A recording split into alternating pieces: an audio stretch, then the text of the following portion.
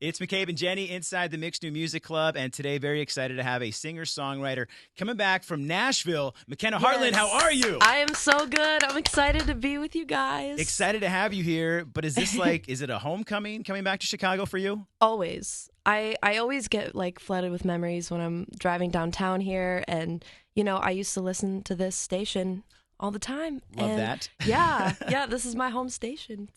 And you're back for the holidays because you're originally from New Lenox? I'm from New Lenox, Illinois, and, I came downtown all the time, so the city still does feel like home sometimes. Well, it's funny being from Chicago and we working in Chicago, but you guys actually met at Live in the Vineyard in Napa. Tell us about this experience because you were surrounded by a bunch of amazing artists. So many. That was so exciting for me. I had never done anything like that. It was a private festival in Napa Valley for radio and DSP workers, and artists got to play a showcase, and I got to meet some people I love, and it was like a festival, and I played a short time, and it was just so much fun, and I really loved being there. And your voice was incredible. Thank I'm like, you. Oh my gosh, who is this? And when did your musical journey start? Like, when did you head out to Nashville? I headed to Nashville August 2020. I lived here, but prior to that in the city, and it was kind of a perfect moment of alignment in my life where, everything kind of fell apart, and I was like, it's time to go. And I picked up and moved. I knew almost no one, and I just built my life from square one again, and it was the best decision. I feel like things kind of moved fast for you. I mean, you have a nickname called the Songbird of Nashville, which is so cool. How did that come about?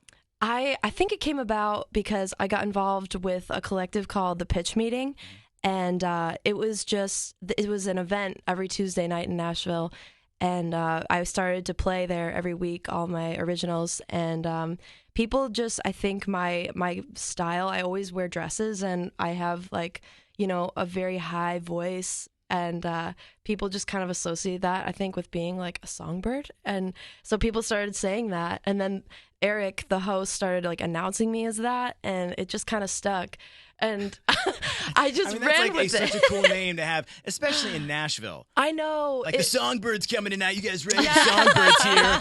Woo! Yeah. I felt honored if I could stand out enough to get a little nickname, I was all about it. And I was going to ask about that. Nashville is full of artists. How do you set yourself apart in such a music-filled city? Yeah, it's crazy. There's thousands of artists, and all of them, almost everyone is really good. There's the baseline of talent is just, it's mind-blowing. And so to stand out, you really have to not copy other people. You have to just do what your heart says, as cheesy as that is.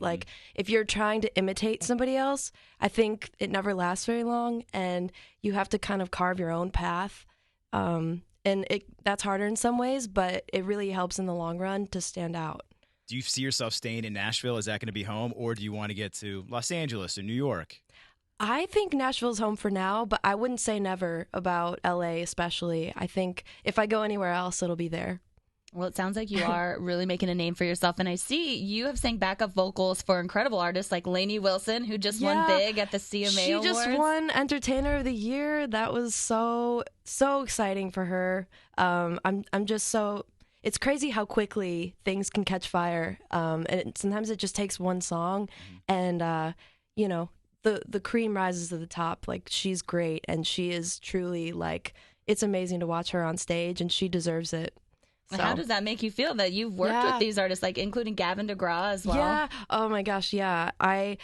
In Nashville, you just kind of bump elbows with people that were on your iPod when you were 12. And it's funny because they were such a part of your life before you ever met them. And, it started to feel normal in a way, unless it was somebody that really, was a huge part of your life, and then you get all starstruck, and but it starts to feel kind of like a community. And so even when you run into somebody like Gavin or something, it's just it's exciting, but it's wow, we're all just musicians in this city doing what we love. And I'm not surprised that you're working with these artists. As a storyteller and a songwriter, on a scale from 1 to 10, you're an 11. So the fact that you're working with these artists is amazing. And, you have like a lot of emotional songs. And I was listening to After the Holidays. That's a cut from an older Christmas song that I put out this year. It's not like a really widely known one, but it was written for Judy Garland in the 80s. Wow. And she passed away before she got to record it. So my label asked me to cut it. And what goes through your head when they email you or call you and say that's going to happen? Yeah, I listened to it and I just thought, wow, this is like, it's a beautifully written song, and they know I'm good at the hard, heavy, emotional stuff. Yes, so they're like, this is for her. And you do write some emotional music. I got to witness some of that. And you've released a few new songs. Can you tell us about some of those? Yeah. A lot of the songs that are out right now are kind of about me readjusting to a new life, and they're about letting go of like unhealthy things in the past. And I've written more, like so many songs since I've moved to town. But the songs that are out currently are kind of the beginning of that journey when I was first moving there and just trying to restart my life. And so I feel like a lot of my songs are really emotional and have a lot of drama in them. But I think like I always want I want the undertone of uplifting messages to shine through. And I always write my songs with a bit of hope and positivity in them, with a bit of the truth. Well, what do like family and friends think so far of your music career and how it's taking off and connecting with so many people? Everybody just is really encouraging and they're happy to see me doing it.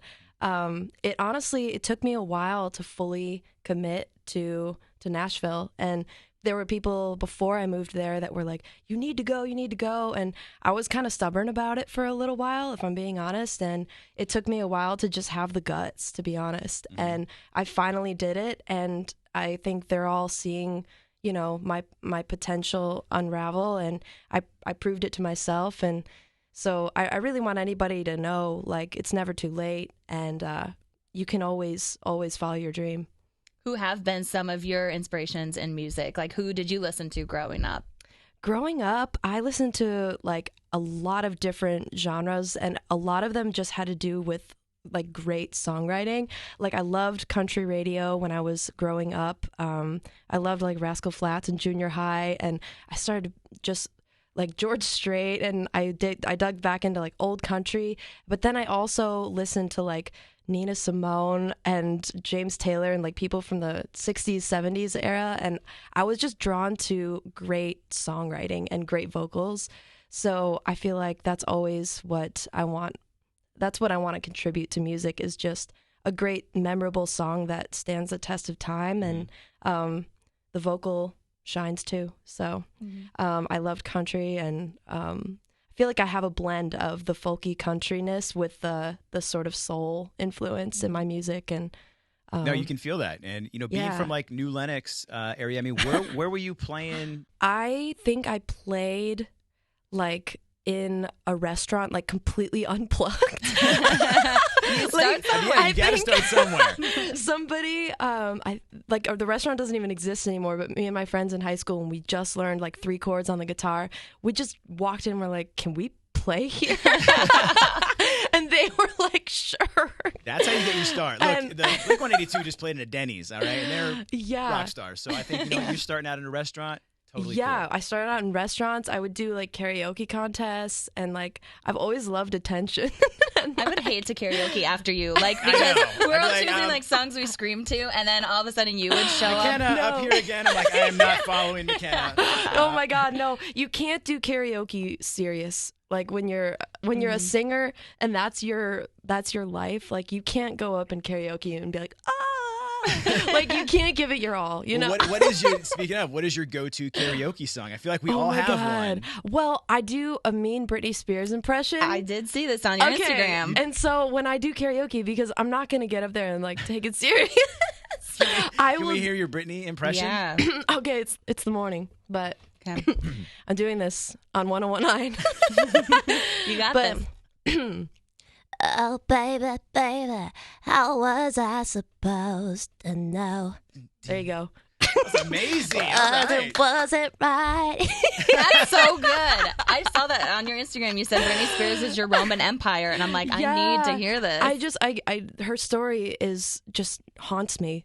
It's crazy. Have you read the book yet? I did. Okay. I listened to it. It's crazy. Just her story and her Still talent. need to dive in. I have it. I haven't even turned to page 1 yet, but I will. Yeah. You should. Okay. You should.